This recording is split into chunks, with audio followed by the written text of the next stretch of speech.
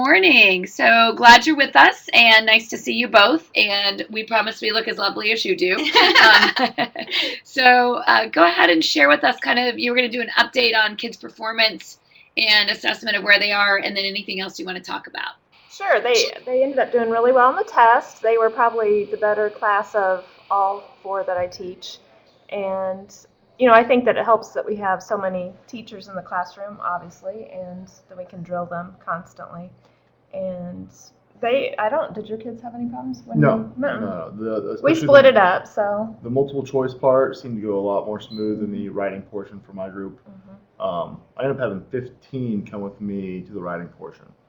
And I had one that needed a little extra time and a little more prompting. That was our ELL student. And then it was kind of interesting. We had students without accommodations go with him, and then I had some stay with me who had accommodations who could have gone. So that was fun. So it was interesting. So but the writing, they're doing fine with the writing too. I'm still grading. I'm not quite done with that, but they're doing well on that. So. Well, one of the things I was just in visiting for 2 days, schools and classrooms that were co-teaching, and one of the things that we talked about for kids with struggles in writing is thinking about the writing as a process from your brain to your hand, and using the oral part of the mouth in the middle. So if you kind of think about where writing flows, it flows from your brain to your hand, but it's really you talking on paper.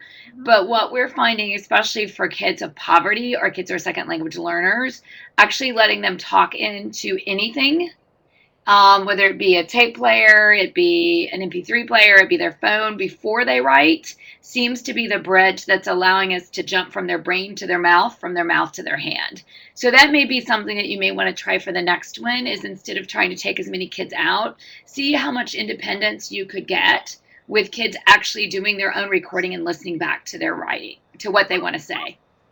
That's a good idea. Yeah. So, okay, that's one. And did any beyond some struggles with writing, was there anything about the writing that was hard? Was it organization? Was it responding to the question? What did you find difficult? Well, what I've noticed is we need to work more on their topic sentences in all of my classes. So I noticed that from the 6th hour group because they did the writing first. And so I thought, oh, you know what, part of it's me, and we need to go over that. So before I even gave the writing prompts, because we flip-flopped how we did the test for the other classes, it's just the way it worked.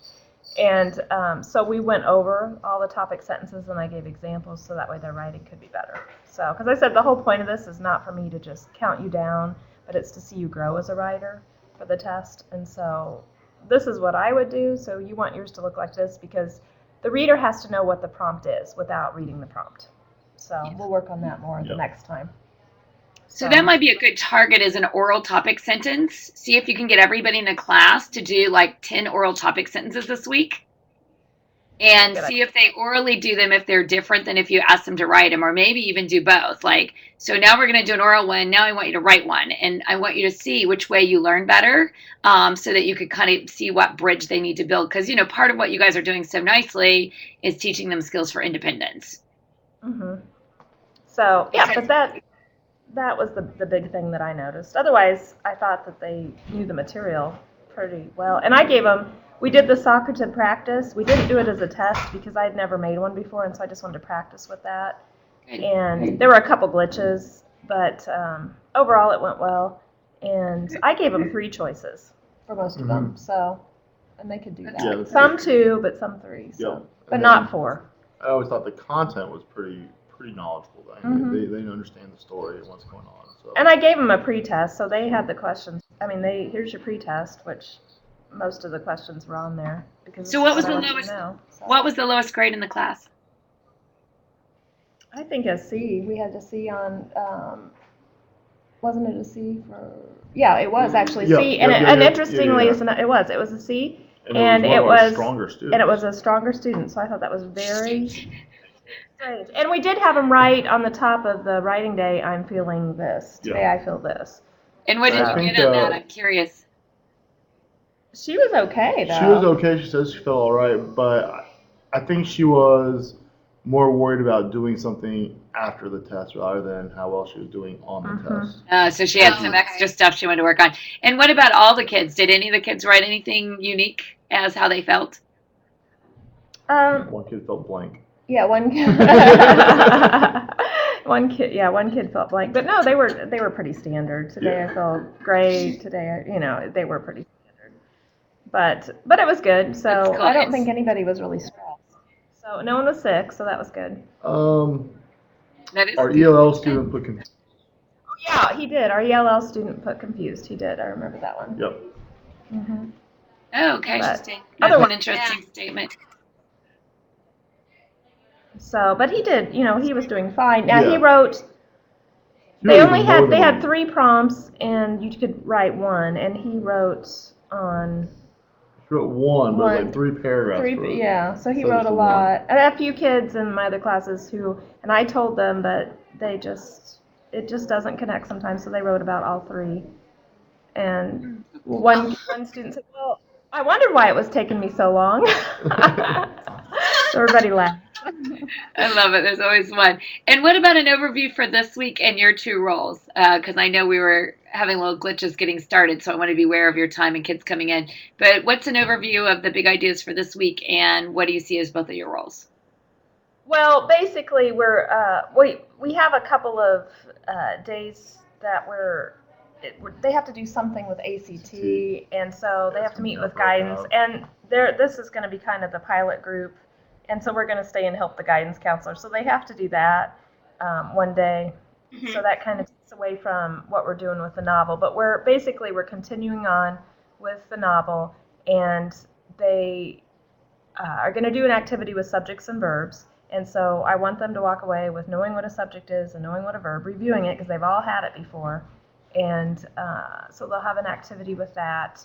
And I'm taking sentences from the book that we're reading, because in that way we can get into better punctuation, because I noticed with their writing we have lots of run-ons. Mhm. So they need to know their subjects and verbs to be able to make sure they have a complete sentence. And then we're doing bringing the bag We're assessment. gonna do the bag assessment. So we're gonna do some examples of that, at least one this week, and so that way, if we do one for the chapter we're on, and then one for the next chapter, when we do the final assessment with it, they'll know how to do it. Oh, good, good. I love that you're almost doing like a pre-test with it, which is good.